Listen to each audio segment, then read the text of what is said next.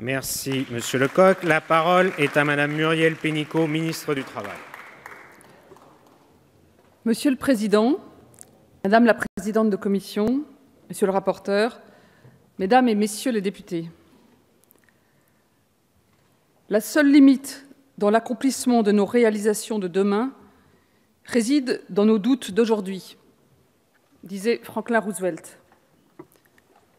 C'est sous l'égide de cette ambition que j'ai l'honneur de porter devant la représentation nationale, au nom du gouvernement, le premier volet d'un vaste projet de rénovation de notre modèle social. Rénover, cela ne signifie pas faire table rase du passé.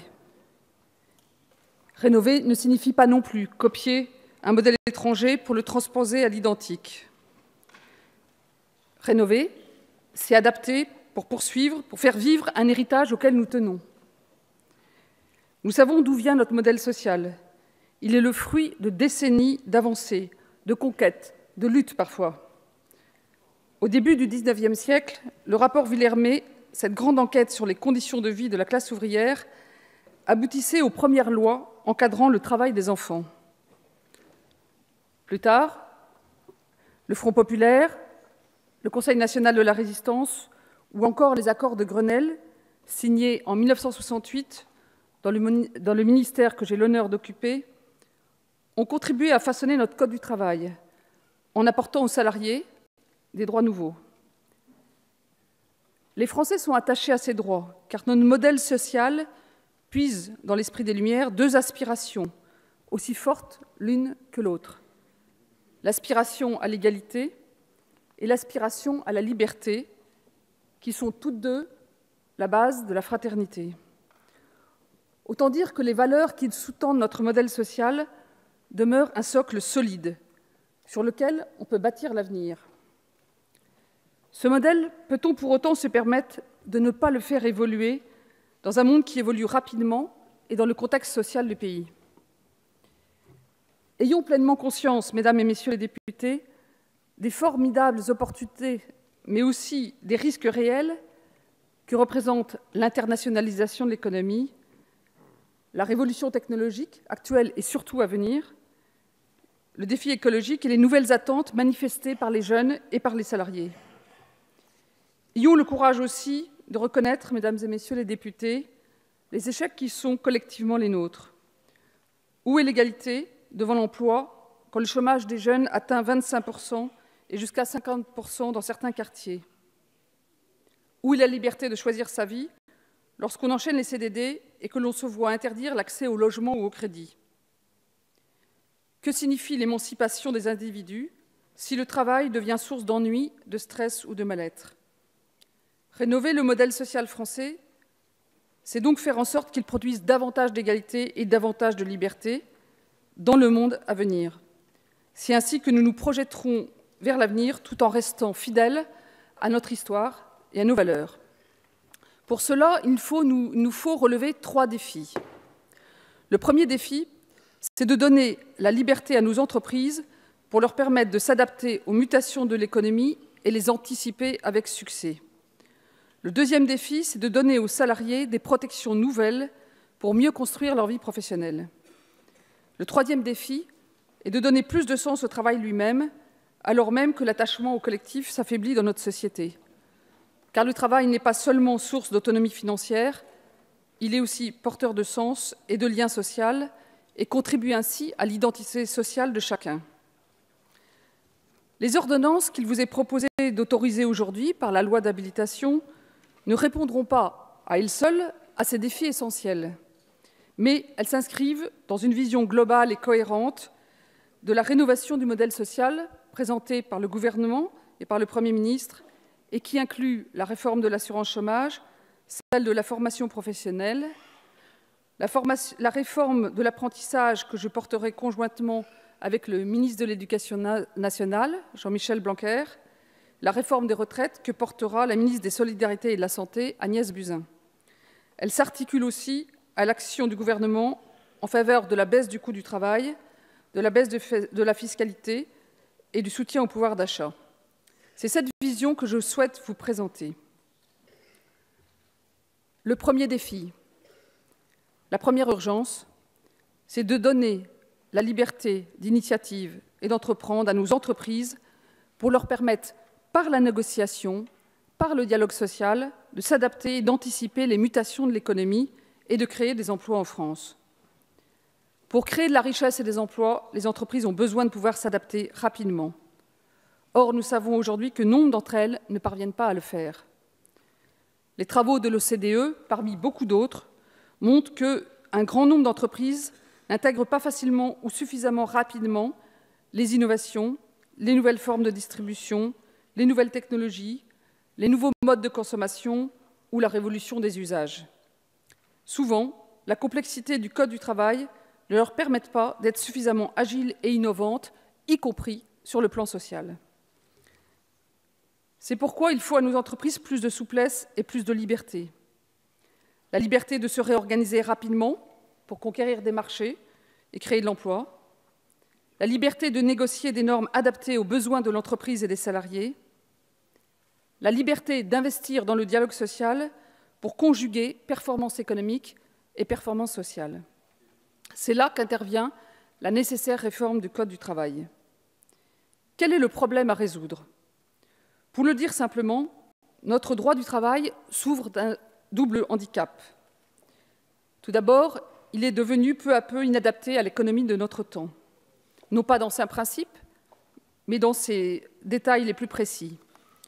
Il a été conçu, et ça se conçoit, sur le modèle de l'emploi à vie dans la grande entreprise industrielle. Il a été pensé depuis des décennies pour ce type d'entreprise.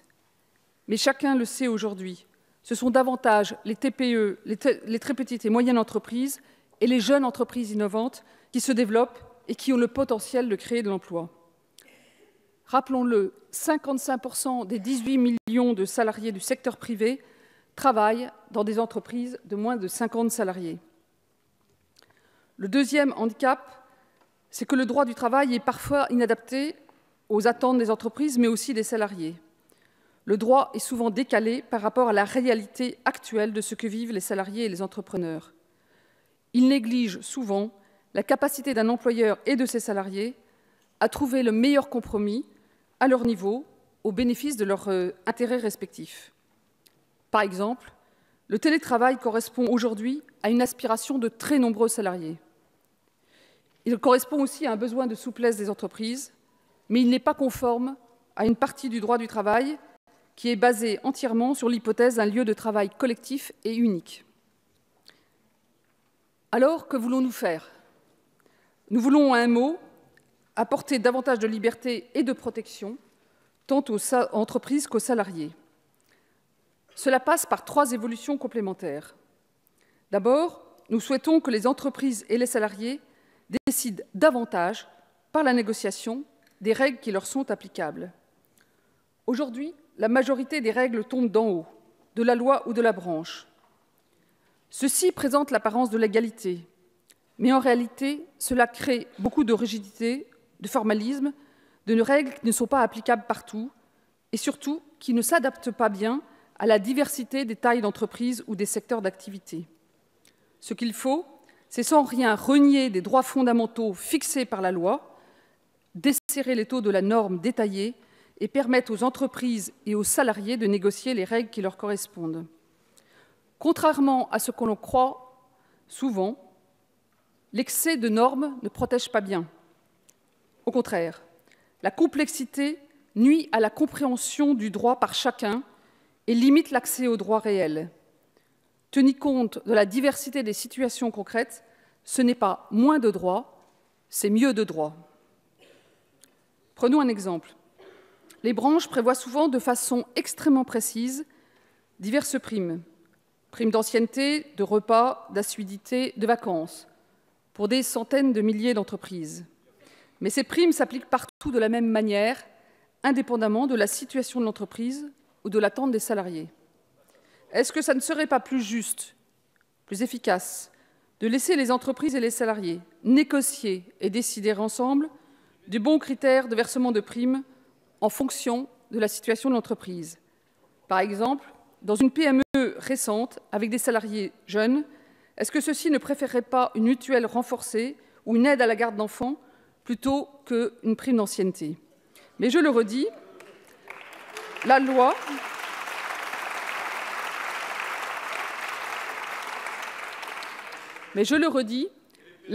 est et restera, c'est la Constitution qui le garantit, le cadre dans lequel la négociation de branche et l'entreprise se déploiera. Nous voulons donc renvoyer davantage de choses dans l'entreprise, encourager la négociation et le dialogue social pour trouver les meilleurs compromis près du terrain, tout en garantissant le rôle de la loi pour les droits fondamentaux, comme les droits à la formation, à l'assurance chômage, à l'égalité entre les femmes et les hommes, ou l'interdiction des discriminations et du harcèlement.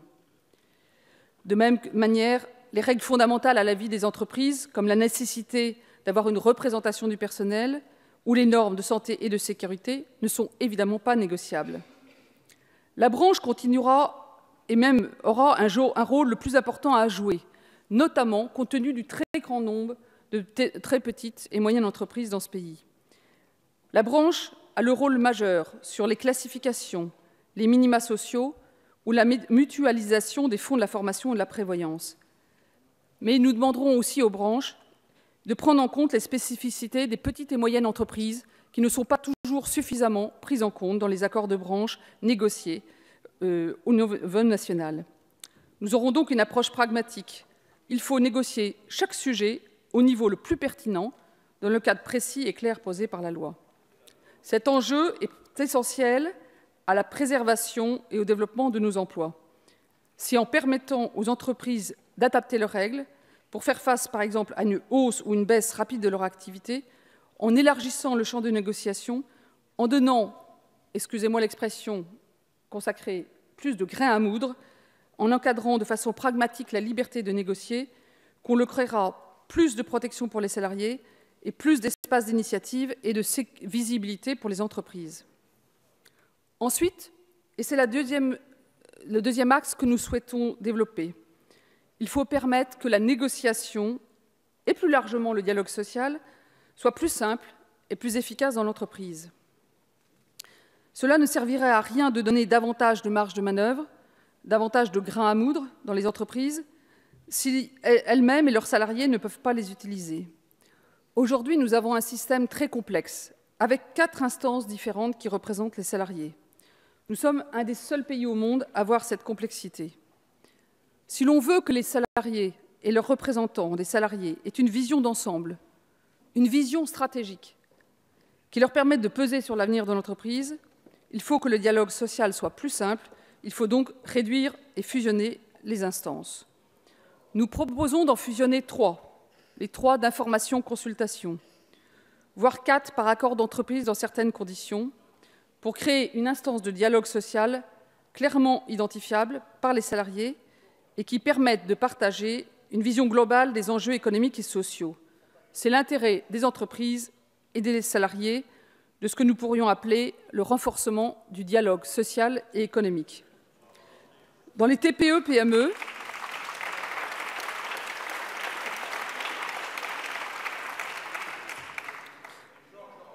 qu'il s'agisse de cas de fusion, qu'il s'agisse des risques psychosociaux, le fait d'appréhender à la fois la dimension économique et sociale nourrira un dialogue social de plus grande qualité et de plus grande portée. Dans les TPE-PME, et j'y reviens, car c'est un fil rouge de cette réforme, nous devons trouver une solution opérationnelle.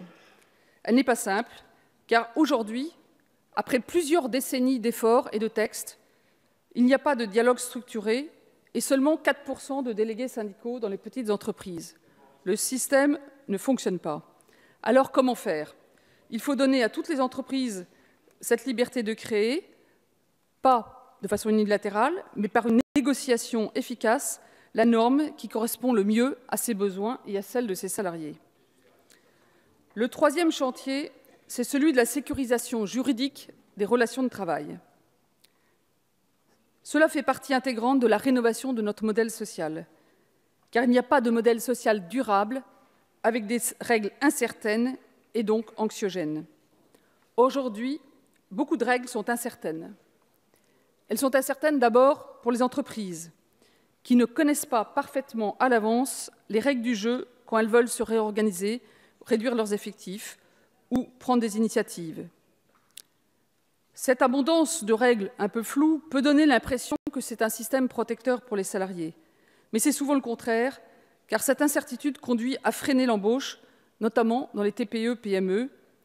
Et savez-vous, mesdames et messieurs les députés, qu'en France, plus d'un licenciement sur 5 se termine par un contentieux et 60% vont en appel, faute de règles claires. Savez-vous qu'on peut être condamné au prud'homme pour avoir mal rédigé une lettre de licenciement, alors même que les raisons de fond qu'on avance sont valables en droit?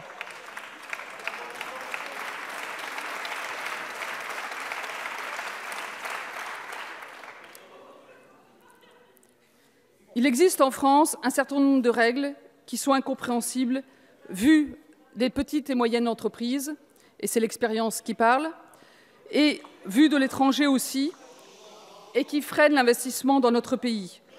Il faut y remédier de façon pragmatique en protégeant les droits des salariés et en encourageant l'embauche. Plusieurs règles sont incertaines aussi pour les salariés.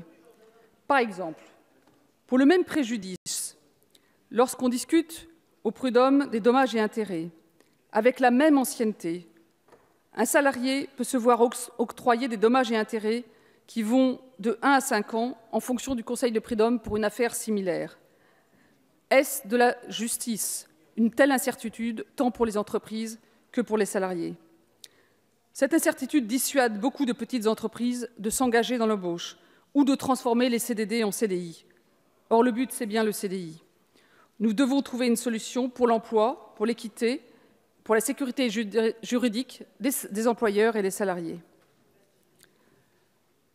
Le second défi de l'urgence, entièrement complémentaire de la première, c'est de donner aux travailleurs et aux salariés des protections nouvelles pour construire leur vie professionnelle. Un salarié français en CDI, en France, a moins de chances de perdre son emploi qu'un salarié danois, car l'emploi est mieux protégé. Pourtant, lorsqu'on les interroge, les salariés français sont bien plus nombreux que les Danois à avoir la crainte de perdre leur emploi. L'explication est simple. En France, lorsqu'on se retrouve au chômage, on y reste en général plus longtemps qu'ailleurs. Cela nourrit la crainte, l'angoisse du déclassement, même chez ceux qui sont en CDI. Tous les travailleurs ne sont pas égaux par rapport à ça. Ce sont toujours les moins diplômés, les moins qualifiés qui sont en difficulté. Je vous rappelle que le taux de chômage est de 18% chez les personnes les moins qualifiées, contre 5% à partir de Bac+2, avec en outre de grandes inégalités territoriales. Ceci n'est pas acceptable. C'est un sujet qui part à la racine, et la réforme de l'école contribuera à long terme à cette égalité meilleure, mais il faut aussi donner aux actifs d'aujourd'hui des protections nouvelles. Car la première des précarités, c'est le chômage. Et la première des protections, c'est la compétence. Et le levier de la réussite, c'est la formation.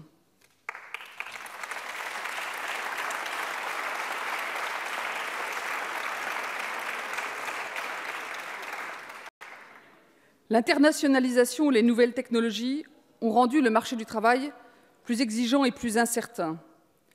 Selon l'OCDE et de nombreuses autres études, environ 10% des emplois sont menacés de disparition dans les 10 ans par l'automatisation des tâches que permettront le numérique. Autant au moins seront créés, probablement beaucoup plus, et 50% seront profondément transformés. L'enjeu d'un plan massif de développement des compétences des jeunes, des demandeurs d'emploi et de l'ensemble des actifs est donc posé. Et c'est donc l'objectif du plan d'investissement dans les compétences et de la réforme de la formation professionnelle que nous entendons mener dans les prochains mois et sur lequel, en ce qui concerne la loi et la réforme de la formation professionnelle, j'aurai l'honneur de venir vous présenter un texte dans quelque temps. Ce sujet est essentiel pour que les actifs soient acteurs de leur propre devenir professionnel et ne subissent pas simplement ces évolutions. La réforme de la formation professionnelle s'inscrira dans le droit fil de l'existant et renforcera les droits individuels à la formation. Mais cette logique centrée sur l'individu doit aussi faire l'objet de la réforme de l'assurance chômage. Si, et cela a été annoncé dans la campagne présidentielle, si nous voulons l'offrir aux démissionnaires dans certaines conditions et aux indépendants, pour les accompagner, les sécuriser dans leur choix de changer de carrière, c'est parce qu'aujourd'hui, et encore plus demain, chacun pourra avoir plusieurs statuts au cours de sa vie professionnelle, salarié, entrepreneur, indépendant et autres. Il faut donc évoluer dans tous les domaines d'une protection par statut à une protection de la personne transportable. Davantage de droits donc pour créer davantage d'égalité et davantage de liberté.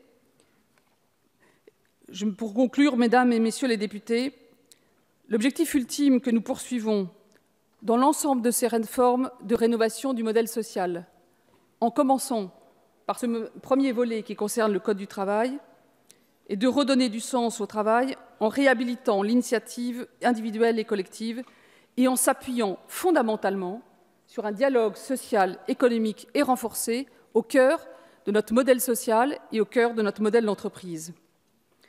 Pour cela, il faut redonner du sens au travail et affirmer que l'entreprise n'est pas un lieu systématique de conflit, mais aussi une communauté humaine au service d'un objectif de progrès économique et social.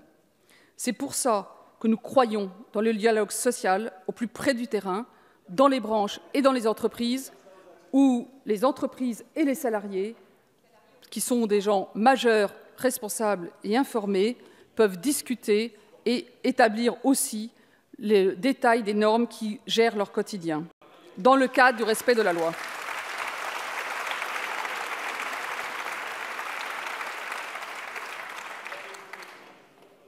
Beaucoup de nos concitoyens sont inquiets face au bouleversement du monde et craignent plus qu'ils ne voient aujourd'hui les opportunités qui existent sur leur vie au travail. Pourtant, d'autres pays ont réussi à réduire le chômage sans sacrifier le bien-être de leurs salariés. Le chemin que nous proposons pour notre pays, pour les salariés, pour les entreprises, c'est de donner à la fois plus de liberté et plus de protection, mais en misant sur ce dialogue social et économique ambitieux.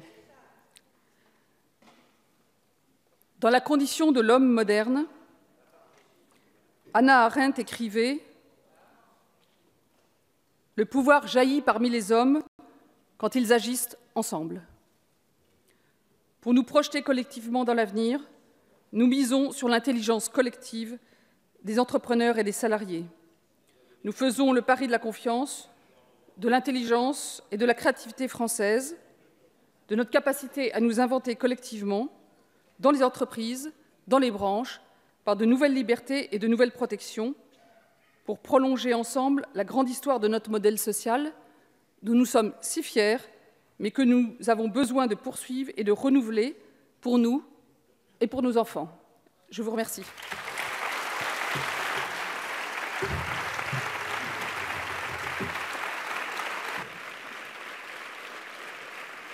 Merci, Madame